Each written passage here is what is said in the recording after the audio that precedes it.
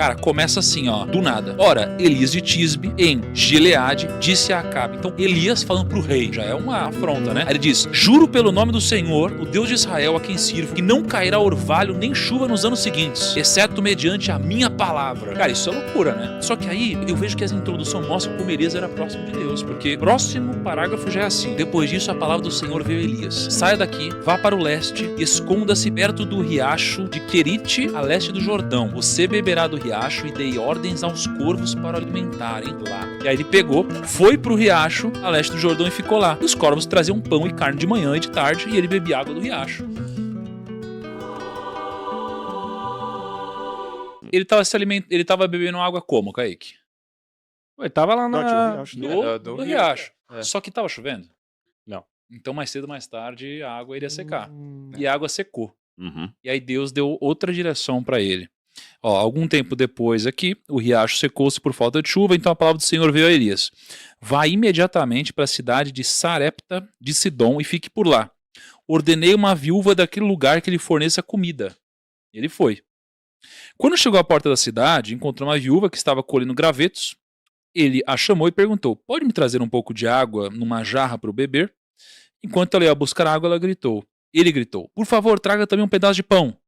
Mas ela respondeu, Ousado. juro pelo nome... Ousado, achei. Ousado, né? Do nada, pede água e ela fala assim, não, traz Ousado. pão também. Uhum. Porém, Deus também falou pra ele, né? Sim. Mas também assim, se Deus falou, também não precisava cobrar. É. Né? Mas ela respondeu, juro pelo nome do Senhor, teu Deus, que não tenho nenhum pedaço de pão, só um punhado de farinha num jarro e um pouco de azeite numa botija. Estou colhendo uns 2 gravetos para levar para casa e preparar uma refeição para mim e para meu filho, para que a comamos e depois morramos. Aqui é onde entra um pouco da minha pergunta aqui, ó. Pensa assim, ó. Deus pegou e falou, a viúva vai alimentar vocês lá. Aí ele chega, pede água, pão, ela fala, cara, não tenho nada. Eu tenho essa última refeição aqui, que eu e meu filho vamos comer, e depois a gente vai morrer, porque não tem mais nada. E ainda assim ela ia trazer água pro Elias. Só que agora, onde eu queria entender a lógica, porque olha o que acontece, Lucão. Elias, porém, lhe disse, não tenha medo, falando para a viúva, vá para casa e faça o que eu disse. Mas primeiro faça um pequeno bolo com o que você tem e traga para mim. E depois faça algo para você e pro seu filho. Cara, eu fico pensando, que loucura isso. Ou seja, ela acabou de falar que tá morrendo aqui, a última refeição dela, e Elias fala, não se preocupa não, pode ir, mas faz primeiro um bolo para mim. E aí, depois, Você vão alimenta seu acontecer filho. todas as coisas. Porque ele diz, ó, pois assim diz o Senhor Deus de Israel, a farinha na vasilha não se acabará e o azeite na botija não se secará até o dia em que o Senhor fizer chover sobre a terra. E aí, resumindo, ela foi, fez, deu tudo certo e aí teve fartura de comida. Mas eu queria entender, Rodrigo, Uhum. em que situação você vai chegar pra pessoa que tá quase passando fome e falando, ó, e me faz um bolinho também, hein? Me explica essa lógica, Vai um cara. monte de ingrediente. Vamos pregar primeiro a geografia da coisa. Tá. Que a ironia tem um passo anterior ao que você está perguntando. Eu vou chegar no seu pergunta, mas tem uma questão antes. Tá bom.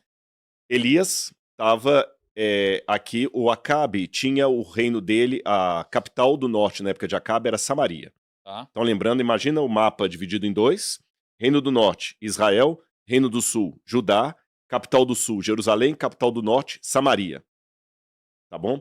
Samaria fica hoje, justamente tem o território dos samaritanos até hoje, perto do Monte Gerizim. Vai ser perto de Samaria que Jesus, lá no Novo Testamento, vai encontrar uma mulher samaritana.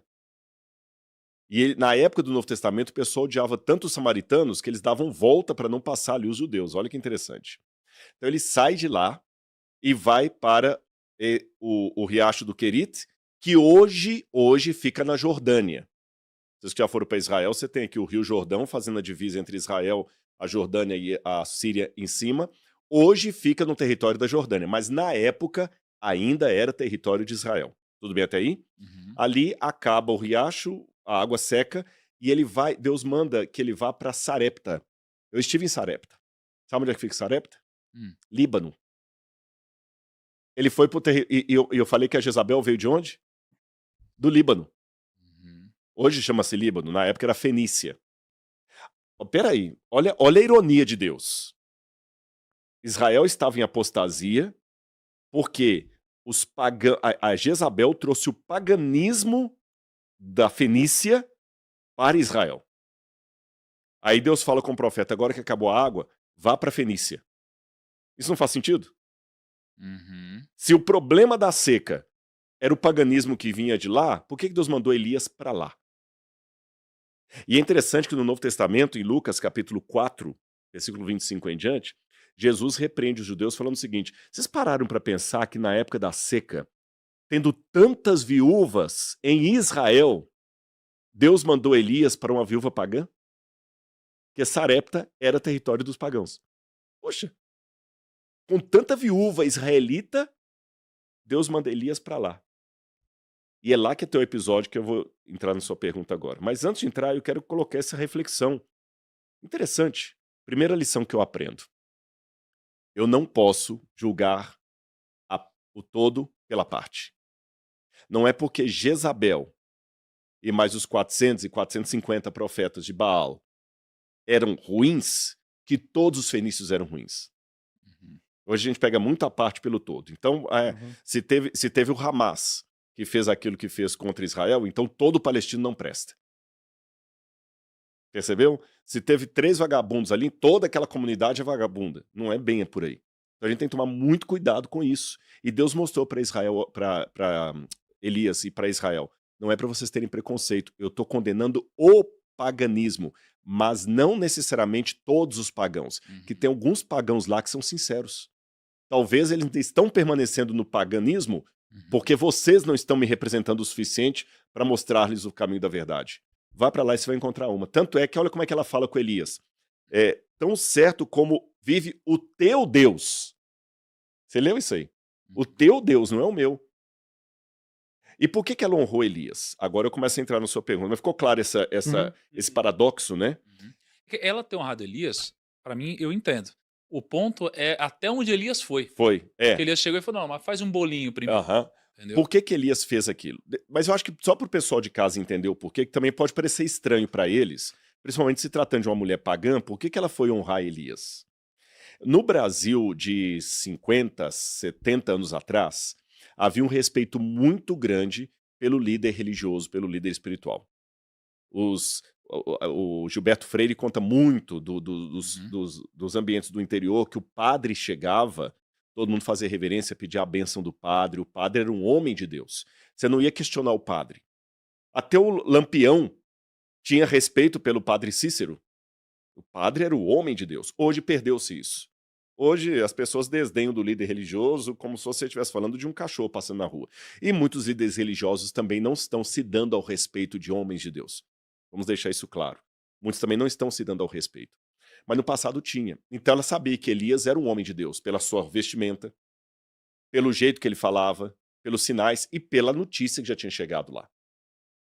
Mas olha que interessante, ela mesmo sendo de outra religião, de outra fé, pagã, falou, mas ele é um homem de Deus.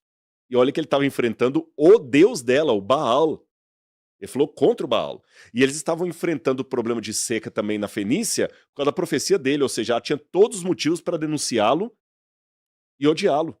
Mas ela teve uma coisa que falta a muitas pessoas, a visão espiritual para perceber, puxa, esse homem é diferente. E aquelas pessoas, mesmo no paganismo, que estão abertas ao Espírito Santo, quando chegar um servo de Deus, ele vai perceber. Ela percebeu que ele era de Deus. E ao mesmo tempo, Deus fez com Elias a mesma coisa que fez com Jesus e a mulher samaritana. A mulher samaritana, na época de Jesus, também era uma não judia, entre aspas. Era uma mulher detestada. No Talmud diz que aquele que recebe o pão da mão de um samaritano é pior do que o que come carne de porco. E o Evangelho de João fala o seguinte, quando Jesus ia da Galileia para Jerusalém, eles passavam pelo caminho lá de fora, por onde Elias passou, onde hoje seria a Jordânia. Na época de Jesus, a Pérea, para não passar por Samaria. O Evangelho de João fala o seguinte, era-lhe necessário passar pela Samaria. E quando Jesus chega pela Samaria, ele fica sentado no poço, quando a mulher vem, a primeira coisa que Jesus fala com ela é o seguinte, dá-me de beber. Quando Jesus falou dá-me de beber, ele se fragilizou, ele se humanizou, ele valorizou aquela mulher. Ele mostrou para ela assim, mesmo na sua situação, vindo pegar água meio-dia, rejeitada pelas outras mulheres, uma mulher que tinha um problema emocional tremendo, já teve 4 homens, e o que estava com ela agora nem marido dela era, você pode me dar água, você pode fazer alguma coisa por mim. Isso é então é uma lição de psicologia social. Ao invés de você só dar o pão, ensina para a pessoa que ela também pode contribuir. Uhum. Elias também sente do Espírito Santo a mesma coisa. Pede essa mulher para ela lhe alimentar. Ela tá achando que ela não tem mais o que fazer, que ela vai fazer o último pão e vai morrer. Mostra para ela que ela também pode contribuir. Mostra para ela que ela também pode fazer alguma coisa, não é só receber. E Elias, usando a autoridade de um homem de Deus, falou o seguinte: faz um bolo para mim. E ela, uma vez que tenha reconhecido nele um homem de Deus, pensando não com a cabeça do Brasil de hoje, mas do Brasil de 70 anos, se o padre pede, você não vai dizer não para um vigário. Você não vai dizer não para um homem de Deus. Eu não vou dizer não para um profeta. Ela falou, mas profeta, eu só... Faça isso. Aí gera o Espírito Santo usando Elias. Faz isso. Faça isso que você não vai se arrepender. Na época de Jesus foi a mesma coisa. Aquela mulher dar água para Jesus, ela também estava em risco. Porque se o povo da cidade a visse conversando com o judeu e ainda dando água para o judeu, aquela mulher já era rejeitada pelas outras. Tanto é que ela foi pegar água meio-dia, quando ninguém ia buscar água no poço. Tanto é que quando Jesus fala com ela assim, dá-me de beber, ela fala o seguinte, o poço é fundo, você não tem como pegar a água, por que você pede água para mim que sou samaritana? É como se fala assim, você quer me colocar em problema? Se o pessoal me vir dando água para você, aí que eu vou ser apedrejada. Me dá água. Eu sou um homem de Deus. E a autoridade que falou, tá bom, eu vou te obedecer. A mesma coisa aconteceu com Elias. Dá o pão. Mas se eu te der o pão, é a única coisa que eu tenho para comer com meu filho e morrer. Se você está reconhecendo em mim um homem de Deus, me dá o pão. E aí ela deu o pão. Então aquela questão de Elias falando com ela, não é uma questão de, poxa, eu tô sabendo que você não tem nada, ainda vou pegar o nada que você tem. Não. É o Espírito Santo usando Elias para atingir o coração daquela mulher, para mostrar primeiro, mesmo você achando que não resta nada, se não ter uma última refeição e morrer com seu filho, você ainda pode contribuir com a causa de Deus. E em contribuindo com a causa de Deus, o seu mantimento será aumentado. E isso é uma lição tremenda pra gente, porque eu vejo, Tiago, que muita gente não prospera, sabe por quê? Ele só pensa nas finanças e no tamanho do rombo que ele tem para pagar. Se ele colocasse na lista dele de pagamentos a ajuda ao seu semelhante, não estou falando assim, olha, esse ano como a empresa sobrou um dinheirinho, eu vou ajudar umas 3 ONGs. Não. Ele deve colocar no orçamento dele a ajuda ao seu semelhante com o mesmo pé de igualdade que ele coloca a escola dos filhos, que ele coloca o aluguel da casa e os impostos que ele tem que devolver. Aí prospera. Sim. Um dia a gente tinha que falar sobre isso na profundidade mesmo. Eu acredito muito nisso. Aquela mulher deu o que ela tinha e Sim. prosperou.